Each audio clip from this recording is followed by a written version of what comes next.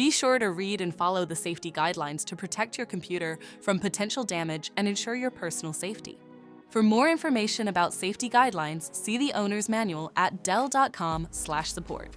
Before you begin, turn off the computer and disconnect all the attached peripherals.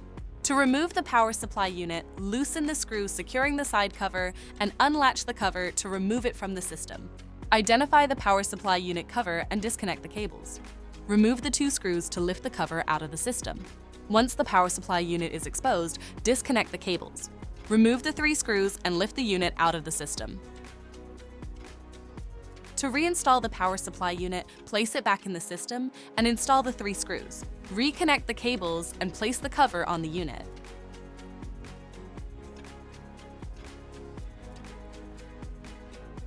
Install the 2 screws and reconnect the cables. Relatch the side cover and install the screw to secure it. For more information about your Dell system, visit dell.com/support.